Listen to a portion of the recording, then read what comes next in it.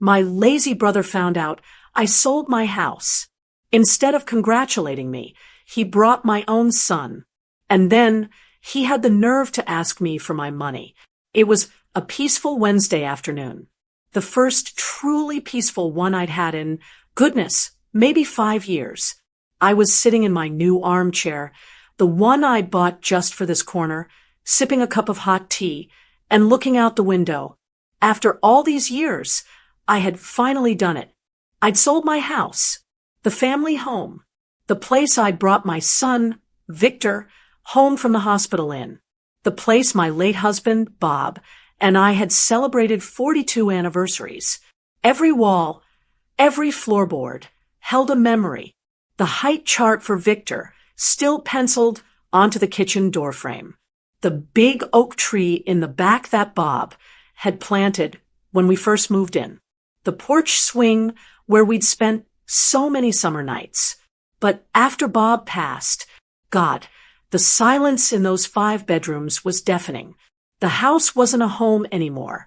It was a museum, and I was just the tired, lonely curator. It was too much.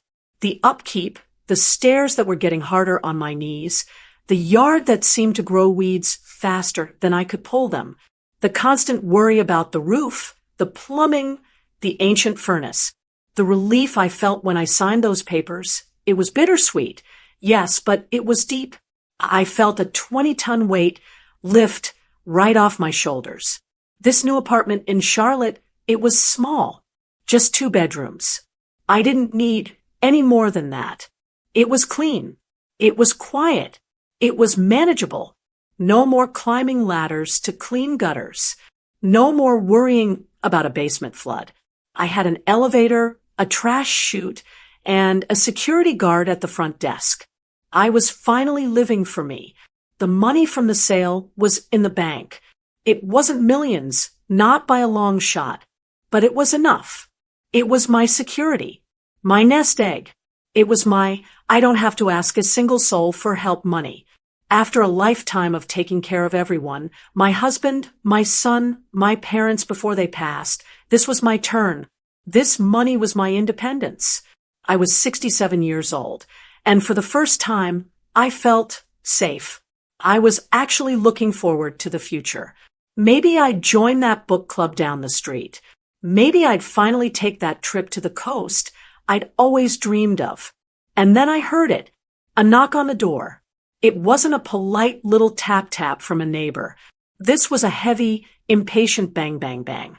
The kind of knock that doesn't care if it's bothering you. My heart did a little flip. I wasn't expecting anyone. Victor always called first. I put down my tea, my hand trembling just a little. Who on earth? I got up and looked through the peephole, and my blood ran cold. It was my younger brother, Patrick, standing there with that same sour look on his face he's had since high school. He looked annoyed, like I'd kept him waiting. I undid the deadbolt, and before I could even get the words, "What are you?" out of my mouth, he pushed the door open. He shoved right past me into my new, clean living room. He was tracking dirt on my new rug. Well, look who's living it up now, he sneered. Not, "Hello, Jessica." Not, "How are you?" Not, "Congratulations on the move." Just that. His eyes darted around my small apartment, judging everything, taking inventory. I could see the calculation in his eyes. He saw my new sofa, my new lamp, and to him, that was just cash. Cash he was already spending in his head. Patrick, where do I even start? He's the baby of the family, and my parents spoiled him rotten. While I was raising a family and paying a mortgage, Patrick was finding himself. That meant he was floating from one get-rich-quick scheme to another, all of which failed. It meant borrowing money from our parents until they had nothing left, and then turning to me. Just a few hundred, Jess, to tide me over. Just $1,000. Jess, this new opportunity is a sure thing. It was never a sure thing. I'd learned the hard, expensive way to stop bailing him out. We hadn't spoken in nearly 6 months, not since I'd refused to invest in his ridiculous plan to sell beef jerky on the internet. Patrick, I said, my voice stiff. What are you doing here? You can't just barge in. Oh, relax, he said, waving his hand dismissively. Family's gotta stick together, right?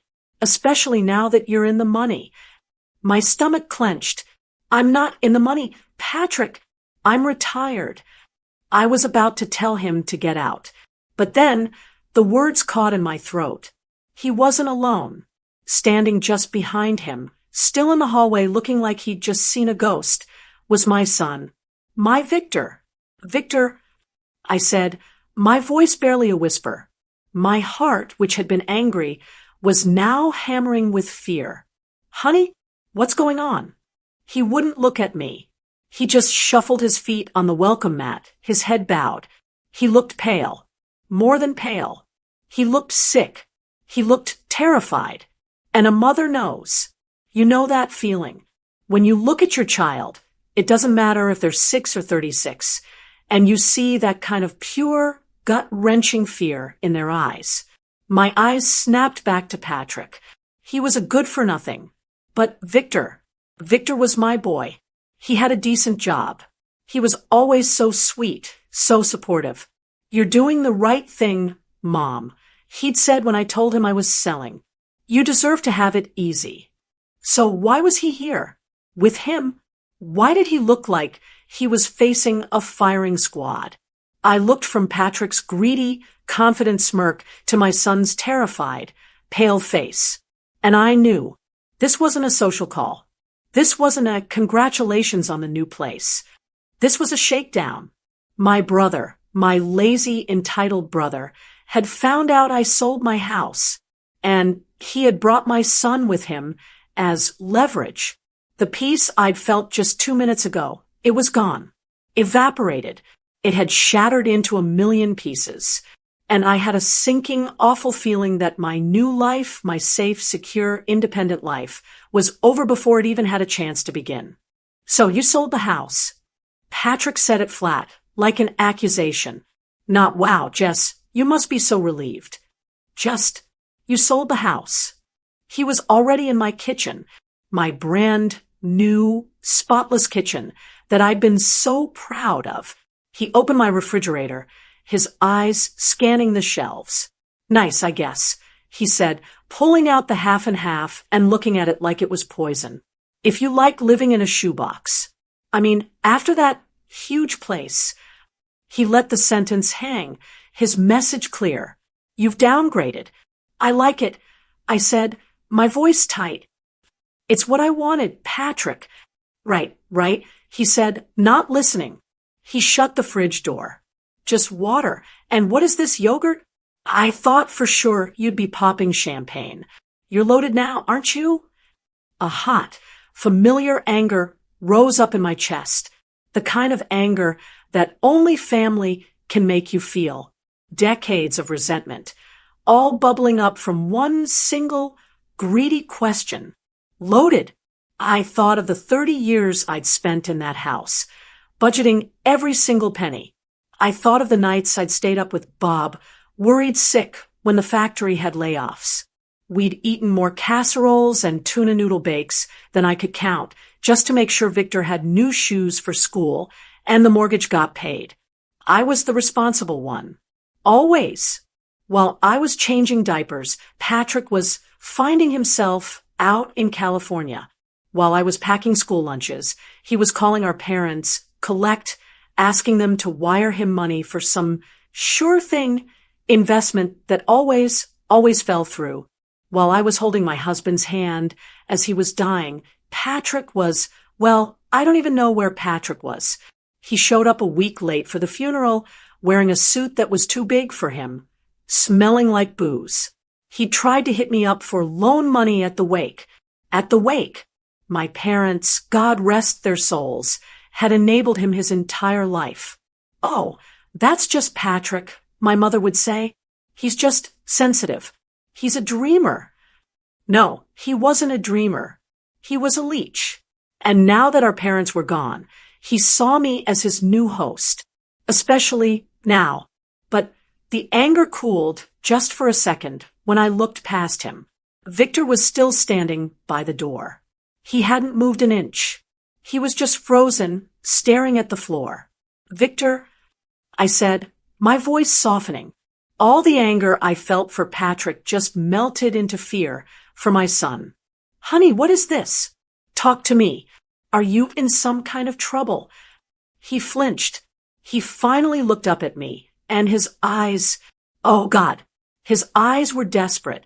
He looked like a cornered animal. I'm fine, Mom," he mumbled. He was lying. A mother always knows.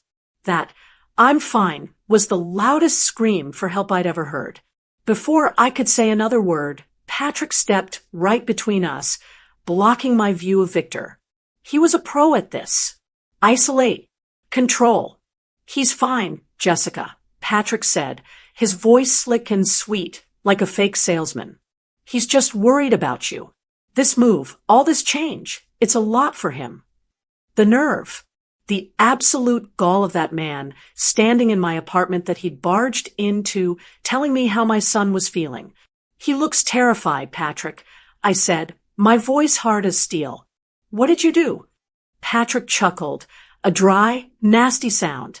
He walked over to my new sofa, the one I'd saved up for, and plopped down, putting his feet up on my new coffee table. "Relax, Jess. We're just here to talk. Family business." He laced his fingers behind his head. "So, like I was saying, you must have made a nice chunk of change. That house in this market, phew, you're set." He was fishing. He wanted a number.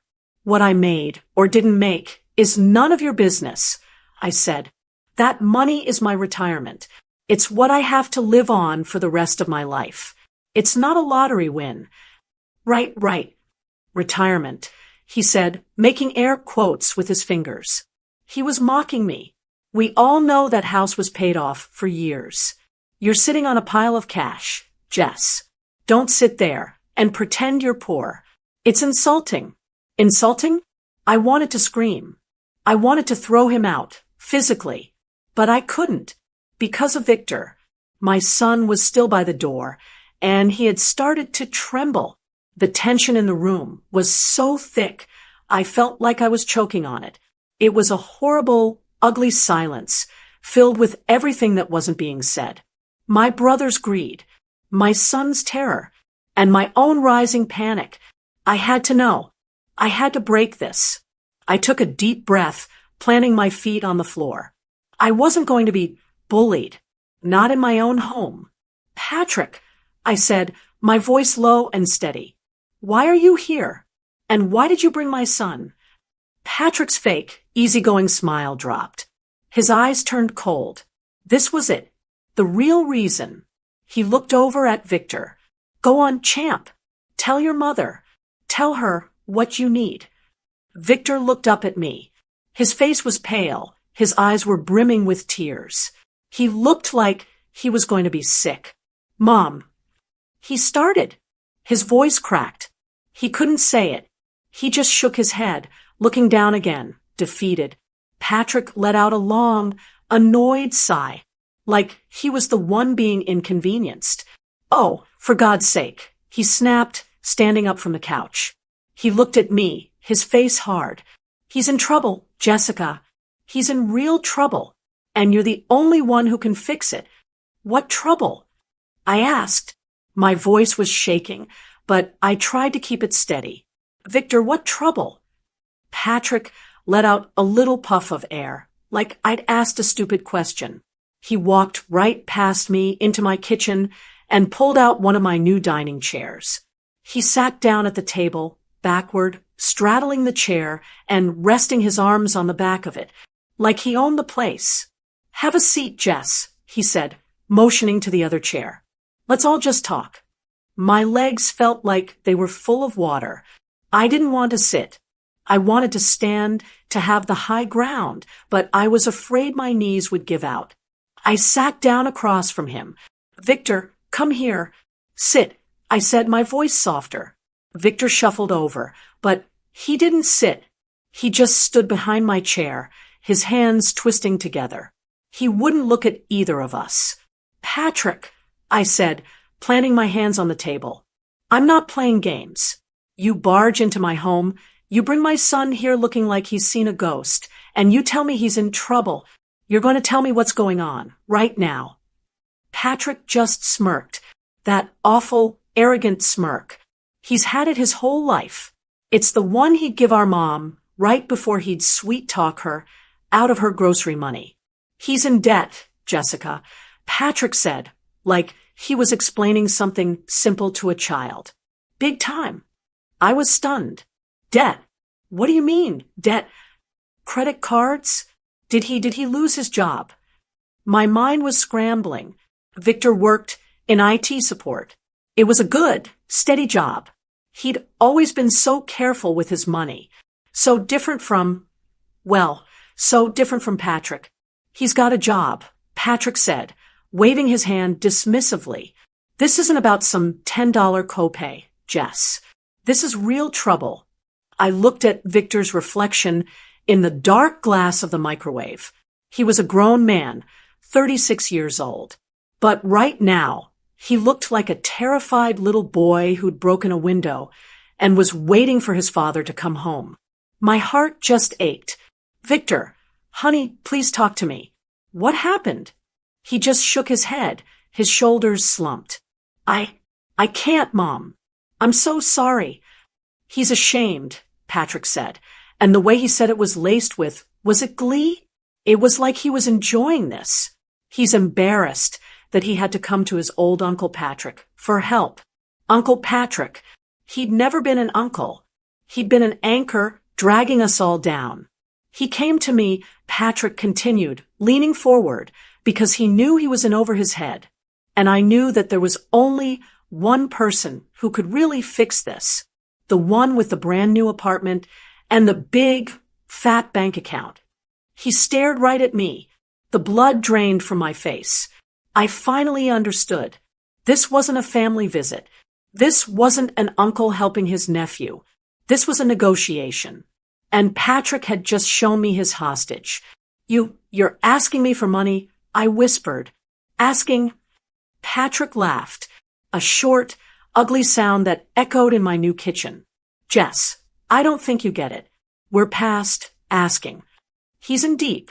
He needs help, and you're the one who's going to give it. The audacity, the sheer, unmitigated gall. I felt the anger rising again, hot and sharp. I'm not giving you anything, Patrick. That money, my money, is what I have to live on. It's my retirement, my security. It's for my future. It's not a family ATM.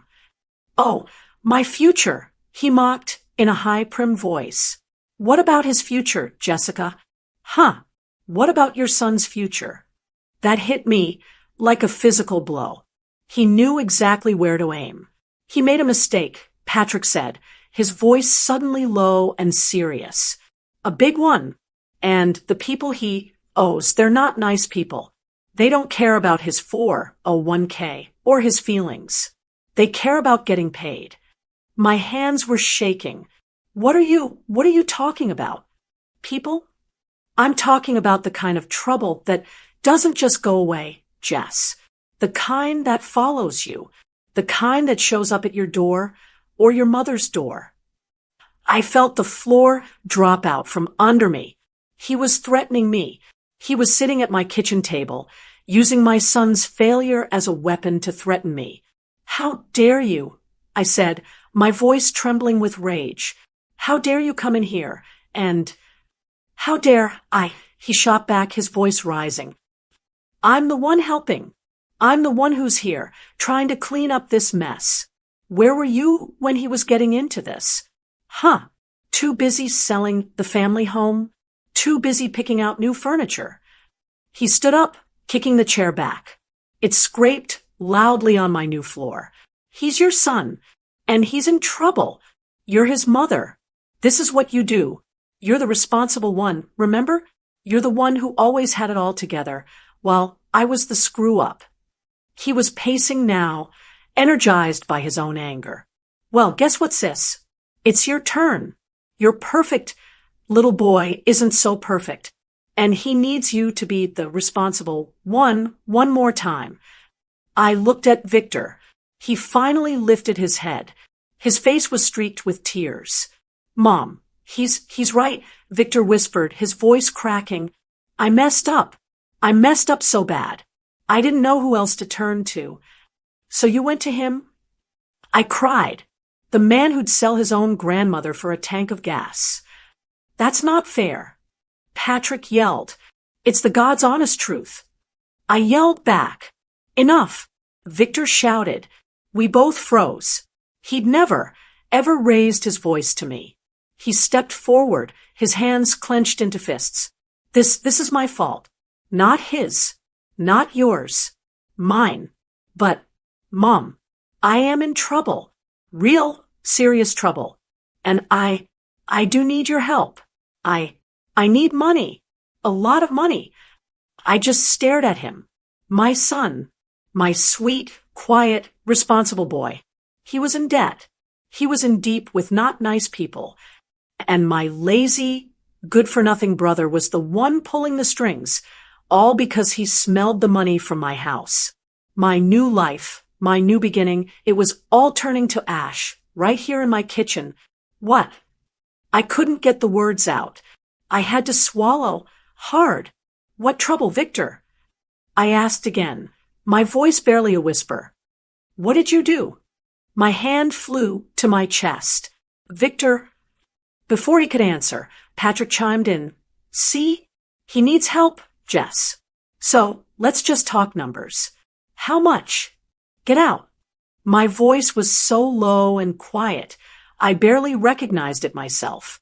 Patrick actually laughed. What? Jess, don't be dramatic. We're in the middle of I said. I stood up, my chair scraping back. Get out. I pointed to the door. I am not having this conversation with you.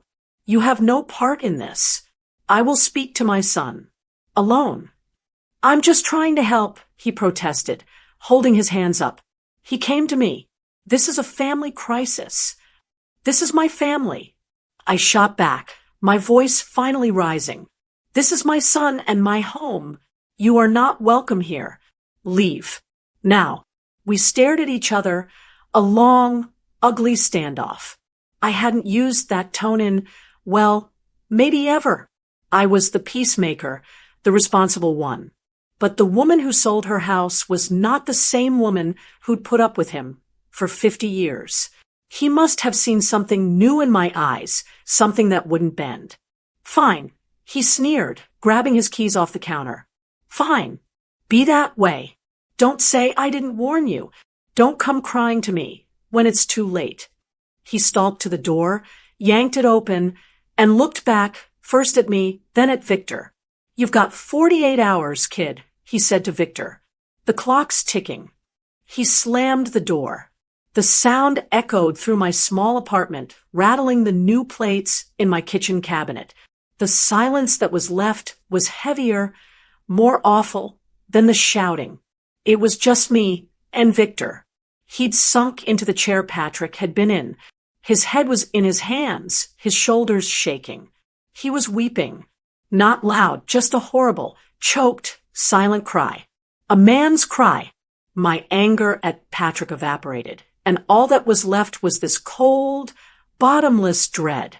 I sat down across from him, just like I did when he was a little boy and he'd fallen off his bike. I didn't touch him. Not yet. Victor, I said, my voice gentle. Look at me. It took a long time, but he finally did. His face was a mess. Red, blotchy, eyes swollen. This wasn't my boy. This was a stranger, hollowed out by fear. What is it? I asked. Is it drugs? My mind went to the worst possible place. No, he said, his head snapping up. No, Mom, God, no. Nothing like that. I swear. A small part of me relaxed. Okay. So what is it? You lost your job? You're behind on rent. He just shook his head, looking down at his hands. It's nothing. I can handle it. I shouldn't have come. Patrick, he He twisted it. I'll figure it out. Victor, I said, my voice firm but kind. I am your mother. You are sitting in my kitchen, crying. Your uncle just threatened you. We are long past. I can handle it. You are going to tell me the truth. All of it. He stared at his hands on the table. You're going to hate me, Mom. I could never hate you, I whispered. But I'm getting very, very scared. Please. He took a deep, shuddering breath. It's gambling, Mom. Gambling. I just sat there. The word didn't make sense. Victor? My Victor, who balanced his checkbook to the penny, who I had to remind to spend money on himself for his birthday. It started small, he said, the words spilling out of him now, fast and quiet. Just online. Sports. It was fun. I was winning at first. It felt good. Like I was smart. And then I wasn't. He looked up at me, his eyes pleading. I kept thinking I could win it back. Just one more. It always felt like the next one was the one. But it never was. I maxed out my credit cards. Then I took out a small loan. From a bank. I asked, praying. He shook his head. From a guy. An online bookie. My stomach turned to ice. Oh, Victor. No. I lost that too. And the interest, Mom, the interest, it piles up so fast. I tried to win that back. I just dug the hole deeper and deeper. I was almost too afraid to ask. How deep, Victor? What is the number? He wouldn't look at me. He just stared at a spot on the wall. Vic, how much? 20, he whispered. 2,000? I said, even though I knew. He finally met my eyes, and his were full of so much shame I almost looked away. $20,000. My breath left my body. It was a physical punch. $20,000. I thought of my bank account, of the money from the house. That was a huge, huge piece of my security, of my future, of my, I don't have to worry any more money. I just stared at him. I couldn't speak. And that's not the worst part, he choked out. What? I said, my voice flat. What could possibly be worse? Patrick was telling the truth. He said, the clock, it's ticking. The guy, he wants his money. He gave me 48 hours. Or what? Or he's going to come get it, Victor sobbed. And Mom, he knows where I am. He knows I came here. He knows about the house. He knows you have the money. He knows where you live. The floor seemed to tilt. This wasn't about a son asking his mother for help with a credit card. This was dangerous. And that's when all the pieces clicked into place in the most horrible way. All those quiet, sudden phone calls I'd overheard when he was at the old house. The times he'd looked pale and stressed, and I'd asked if he was okay. And he'd just say, work is busy, Mom. Just busy. That wasn't work. That was them. That was the bookie. Those were threats. He'd been living this nightmare for months, all while I was busy planning my new life, packing my boxes, thinking he was fine. And then the last, coldest piece of the puzzle fell into my heart. Patrick, how did the bookie know about me? How did he know about the house sale? Victor wouldn't have told him. He'd be too ashamed, too protective of me. My own brother, my good-for-nothing, lazy brother hadn't just found Victor in trouble. He'd been involved. He must have been the one who told the bookie. My sister just sold her house. She's loaded. He probably offered to be the one to negotiate the payment for a cut. He hadn't brought Victor here for help. He'd brought him here as leverage. He'd brought him here, terrified and broken, as a weapon to point at my head. This wasn't a rescue. It was an ambush, and my own brother was the one who'd planned it. I don't know how long I stood there, leaning against the front door after Victor left. It might have been minutes, or it might have been an hour. The silence in the apartment was deafening. All I could hear was the hum of the new refrigerator and the echo of what Patrick had said. "You've got 48 hours, kid." I finally pushed myself off the door, my legs feeling like lead. I walked into my new bedroom, the one I had been so proud of, the room I'd painted myself, a soft, peaceful shade of blue. It didn't feel peaceful now. It felt like a cage. I started to pace. From the window, overlooking the quiet street, to the closet with my new, neatly organized clothes. Back and forth, back and forth. My mind was a hornet's nest, and every thought was a sting. My first thought, the one that came on so strong it almost buckled my knees, was pure animal fear. My baby is in danger. That's all I could hear. My son, my Victor, the little boy who used to hold my hand so tight when we crossed the street. The man who'd cried in my kitchen, utterly broken. He wasn't a bad kid.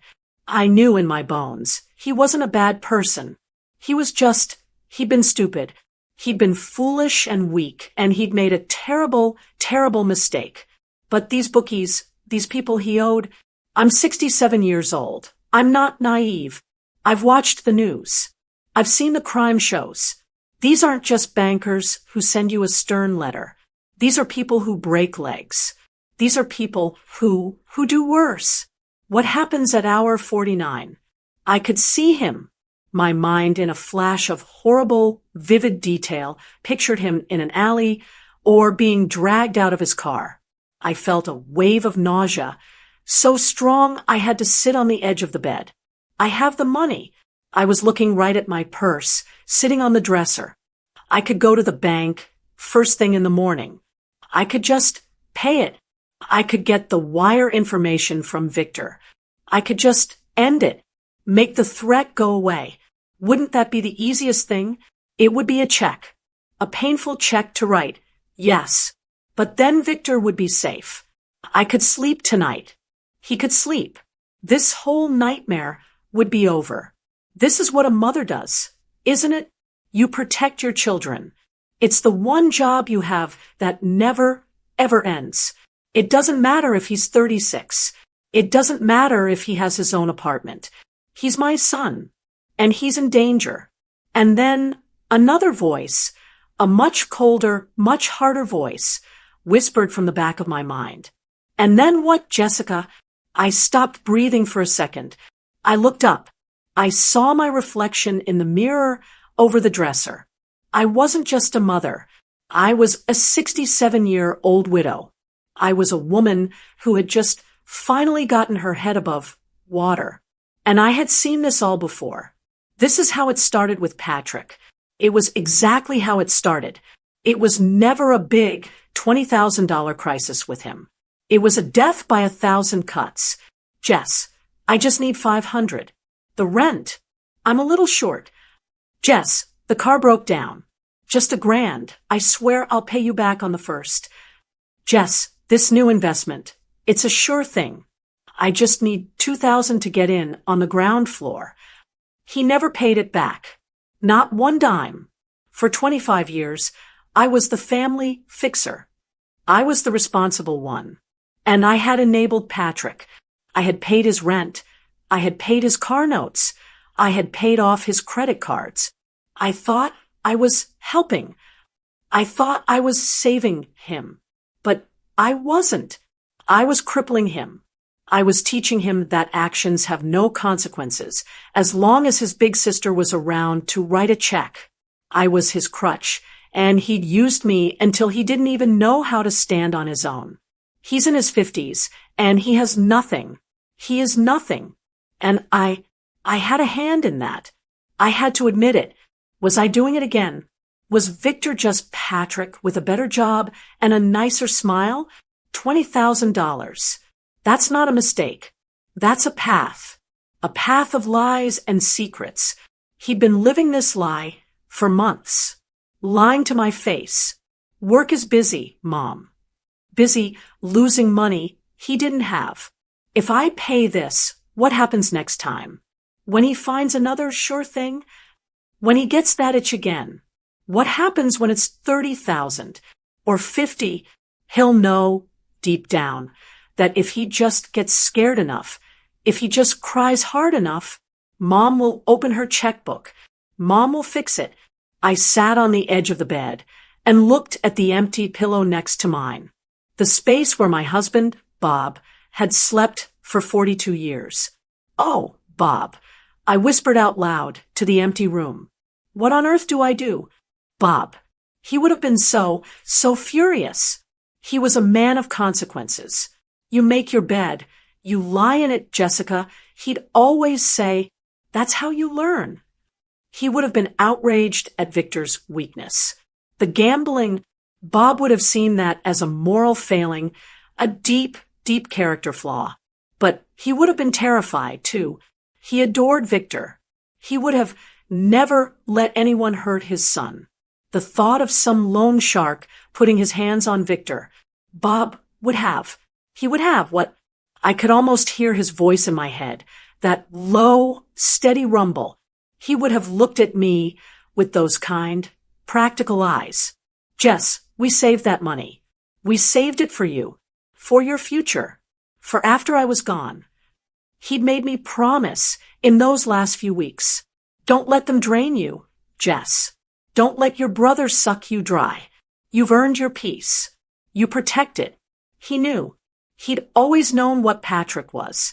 And I could hear him so clearly. "Jess, you've got to protect our boy. But you can't set yourself on fire to keep him warm." And that's exactly what this felt like. I'd be burning down my own security, my own independence.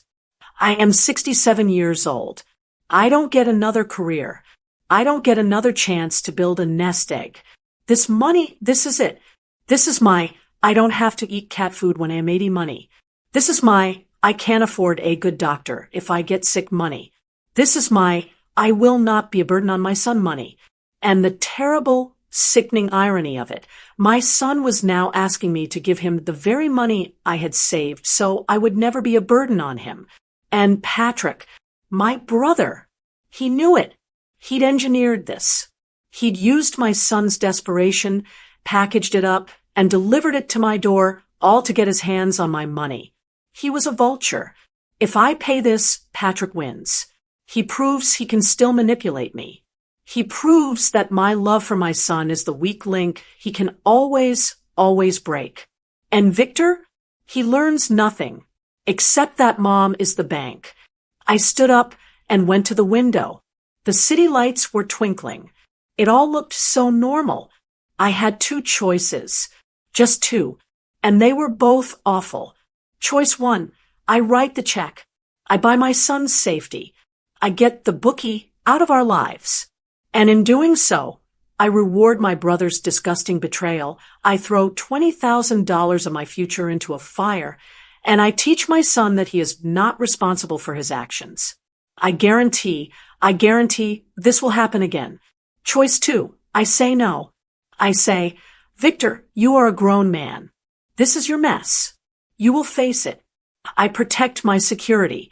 I protect my future. I finally draw the line. And I live with the 48 hours. I live with the night and day terror of not knowing what those people will do to my only child." How do you make that choice? How does a mother choose between her son's safety and his soul, between her own life and his? The clock was ticking. It was late, and I had no idea what I was going to do. I didn't sleep.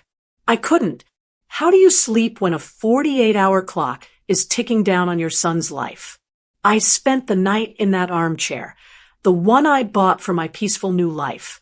I just sat in the dark, watching the streetlights outside. Every time a car slowed down, my heart would stop. I'd think, is it them?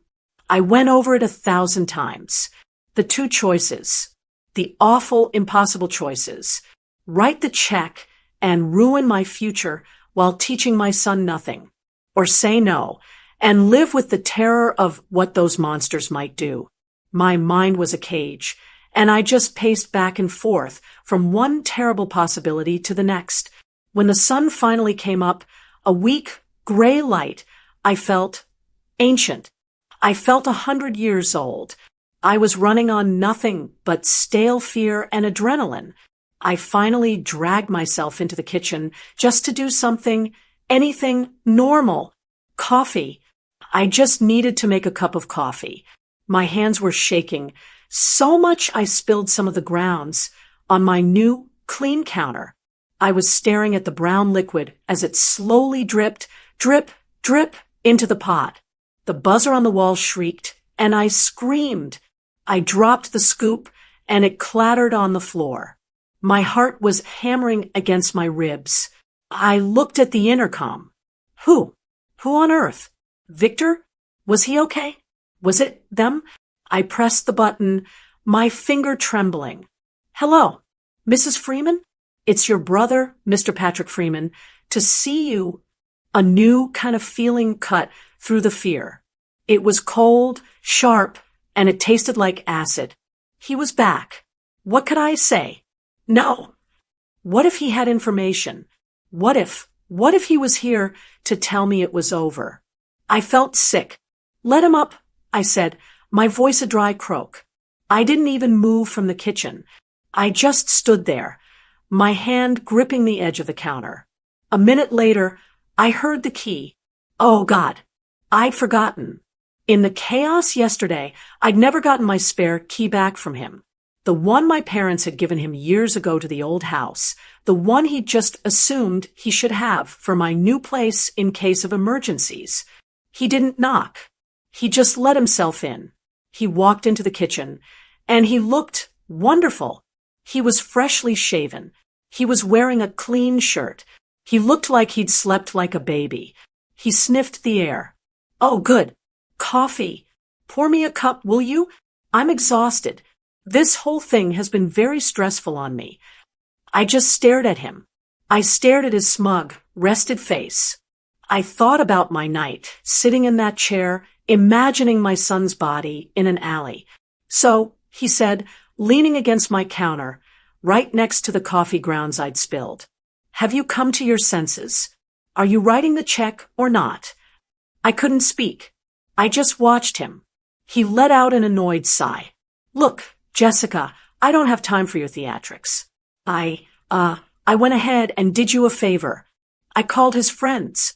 I told them the money was good, that you were on board.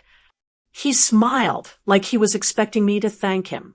I told them you just needed to move some money around, but you were good for it. You know, to buy your boy some time. So if you back out now, well, they're not going to be happy with me. And if they're not happy with me, they are really not going to be happy with Victor. I wouldn't want to be in his shoes. He took a step closer to me. This will be your fault, Jessica. You'll be the one who let it happen. All that money just sitting in the bank, and you were too stingy to save your own son. You'll have to live with that. And that was it. It wasn't a big, dramatic explosion. It was just a quiet click. The fear didn't go away, but the fog did. The decades of exhaustion, of being the responsible one, of putting up with his everything, it all just burned away in one cold, clear second. I looked at him, and for the first time in my life, I wasn't scared of him. I very calmly put the coffee pot down on the counter. My fault. I asked. My voice was quiet. It was so low and cold, it didn't even sound like me. Patrick's smile wavered. He was expecting tears. He was expecting a fight. He wasn't expecting this. Yeah, he said, a little less sure of himself. Your fault. My fault, I repeated. You parasitic leech. You dare to stand in my kitchen, a kitchen I paid for, in a home I bought, and you threaten me? Now, Jess, I'm just telling you the situation. No, I held up one hand, and he actually stopped talking. You're done talking. I'm talking now, maybe for the first time in 30 years. You want to talk about fault? I took a step toward him. You brought this to my door. You knew my son was in trouble. He's weak and he's foolish, and you knew it. And you didn't come to me as a brother. You didn't come here to help him. You came here to get paid. That's not true, he said, but his voice was weak. You told them, didn't you? I said, my voice still quiet, still cold. You told those thugs, that your rich sister just sold her house. You told them where I lived. You put a target on my back. On his back. You saw my son's crisis, the worst moment of his life, and you saw it as a payday. I was just trying to help him. He was in over his head.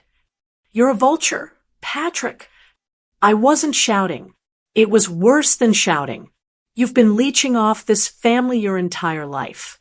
You took every penny from Mom and Dad until they had nothing left to give.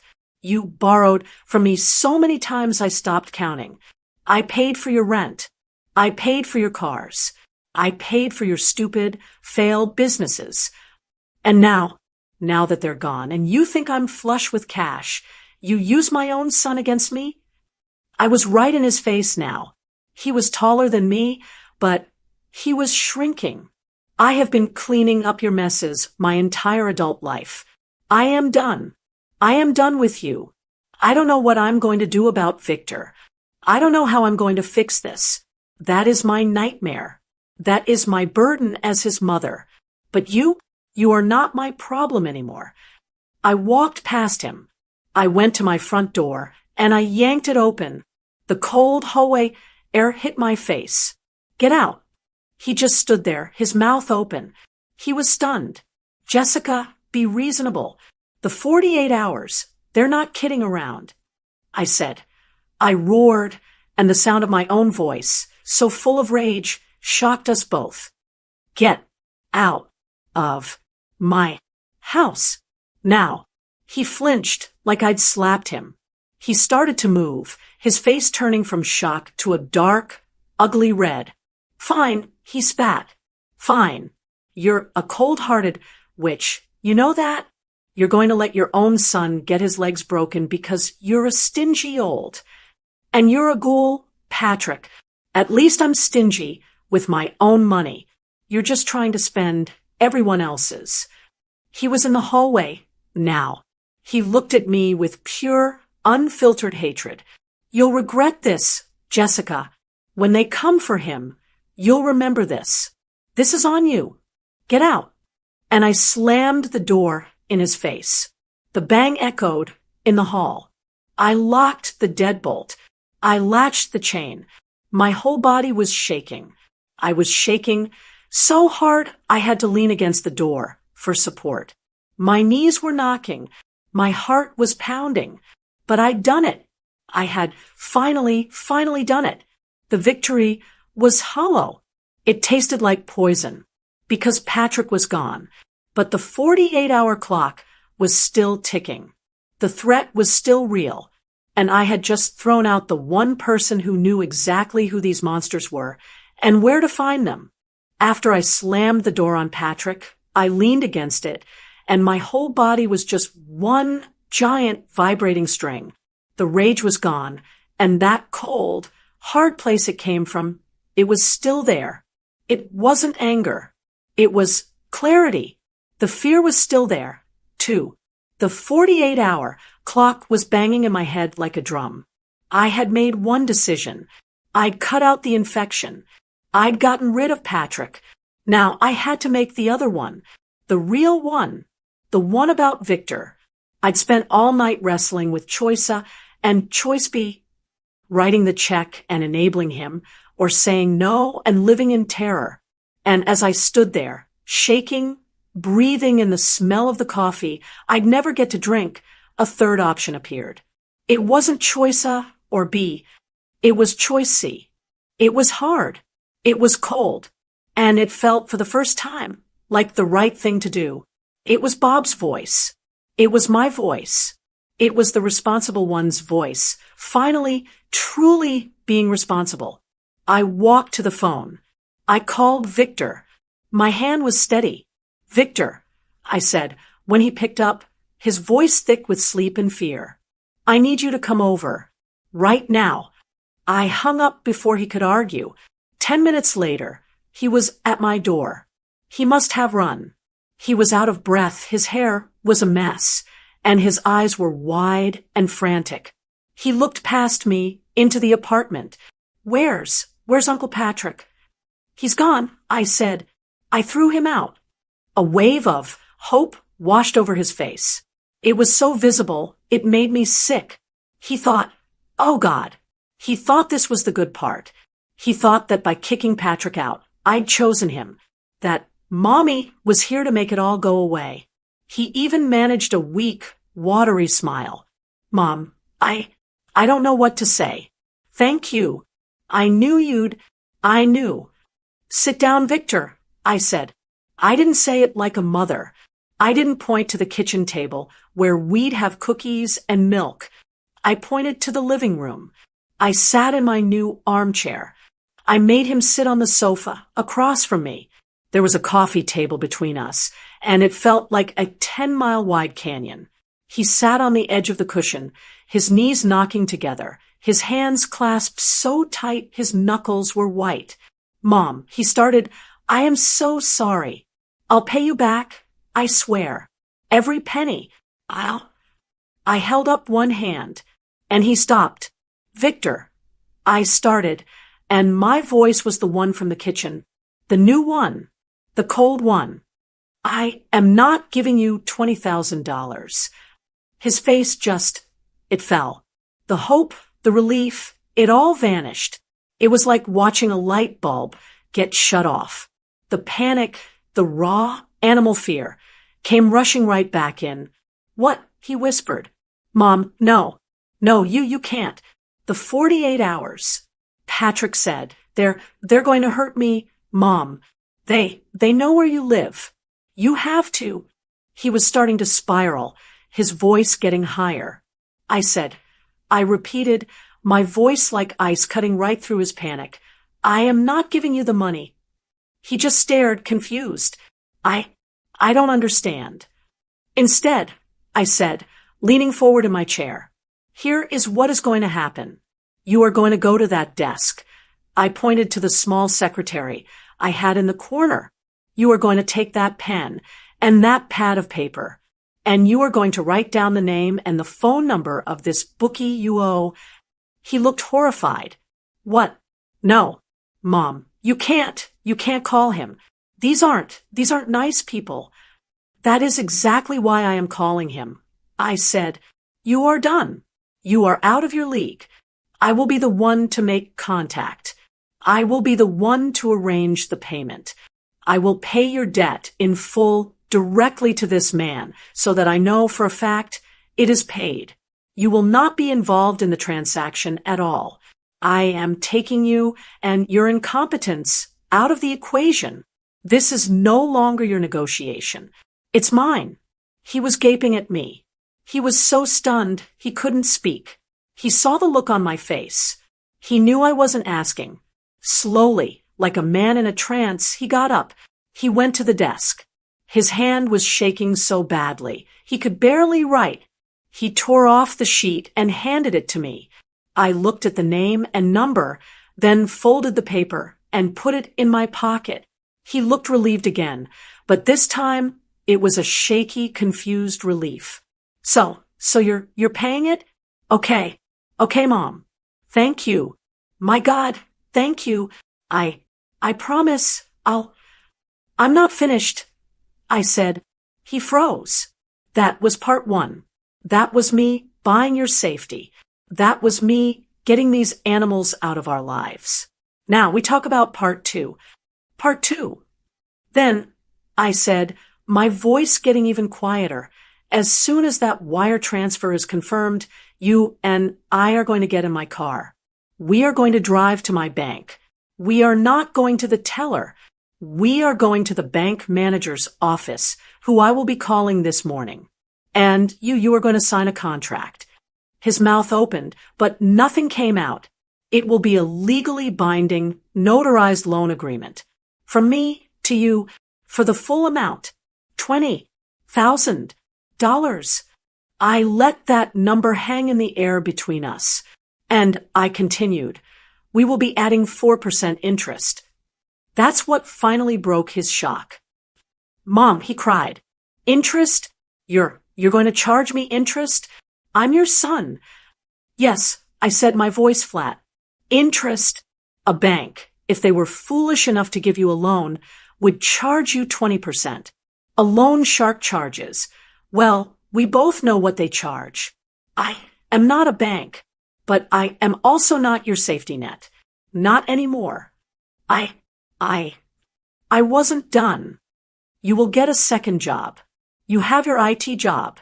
Now you will get a night job or a weekend job. You can stack shelves. You can deliver pizzas. You can clean offices. I do not care, but you will have 2 incomes, and you will make monthly payments to me on the first of every month for the principal and the interest until that $20,000 is paid back in full. I leaned in, and I made sure he was looking me dead in the eye. And Victor, this is the most important part. If you miss a single payment, if you are 1 day late, I will not call you. I will not send you a friendly reminder. I will take that legal contract to my lawyer, and I will pursue it. I will garnish your wages. I will put a lien on your car. I will collect what is owed to me. He was weeping now, not the terrified tears from before. These were the tears of a man who was realizing for the first time what he had truly done. Mom, he choked out. How can you do this to me? Do this to you? I said, and my voice was flat. All the emotion burned out of it. Victor, I am doing this to save your life. But I am not doing this to save your lifestyle. You made this bed. You lied to me for months. You put me and my home and my future in jeopardy. You broke my trust. I stood up. I looked down at him. In this one matter, I am not your mother. I am your creditor. And I promise you, I will be a very, very strict one. I left him sitting there, his world crumbling around him. So, I said, turning at the kitchen doorway, do you accept these terms? The following 2 weeks were the longest of my life. That first day, after Victor left, I did exactly what I said I would. I sat at my kitchen table, my hand shaking so hard I had to dial the number 3 times. A man with a voice like gravel answered. Yeah, my name is Jessica Freeman, I said, my voice sounding thin. I am calling about Victor Freeman. There was a pause, a low chuckle. Oh yeah, the IT kid. His clock's almost up. You got something for me, Jessica Freeman? I have $20,000, I said, my eyes squeezed shut. I will wire it to you in full within the hour. In exchange, you will give me your word that this debt is paid, and you will never contact my son or me again. My word? He laughed. Lady, my word is good as gold when the money's right. You send that wire. You send it and we're done. You don't, and we won't be. He gave me the routing numbers. I went to the bank. I sat with the manager, the one who'd helped me set up my retirement account, and I transferred $20,000, a huge, bleeding chunk of my future, to an anonymous account in another state. I felt physically sick. The threats were gone. The next day, I drove Victor to the bank. We didn't speak the entire car ride. We sat in that same manager's office, the air thick and silent. The manager, a kind woman named Mrs. Davies, looked at me with pity. She had the contract ready. I watched my son, my only child, pick up the pen. His hand was shaking. He signed his name on the line. Victor R. Freeman. A legal, binding contract. To me. His mother. I countersigned. We had it notarized. I was officially his creditor. Then silence. 2 weeks of it. He didn't call. I didn't call. I didn't know where his second job was. I didn't know anything. All I knew was that the first payment was due on the 1st of the month. That day came. I sat in my apartment all day. The clock on the wall, tick, tick, tick. It was a new kind of torture. 5 p.m. came. Nothing. 6 p.m. Nothing. By 7 p.m., it was dark. I was just staring at the door, my stomach in knots. Had he already given up? Had I made a terrible mistake? Then a knock. It wasn't Patrick's angry bang. It wasn't the polite tap-tap of a neighbor. It was a slow, tired, hesitant knock. Knock, knock. I got up, my legs stiff. I undid the deadbolt. I opened the door. He was standing there, under the bright, fluorescent hallway light. It wasn't my Victor. Not the one in the nice button-down shirt from his IT job.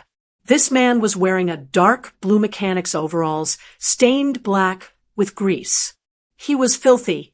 There was a smudge of oil across his cheek, and his hands, his fingernails were black. He looked exhausted, not just tired. He looked hollowed out. The circles under his eyes were dark and deep.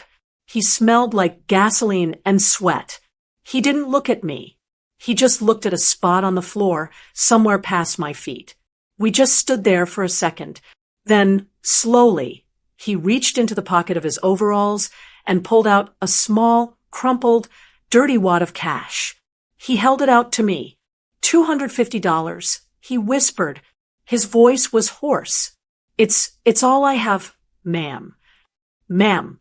It hit me like a physical slap. It was a wall. A clean, hard, impossible wall he had just built between us. Not Mom. Not Mother. Ma'am. Every instinct in my body screamed. I wanted to cry. I wanted to pull him inside. I wanted to get a warm cloth and wipe the grease from his face. I wanted to hug him and tell him to quit that awful job.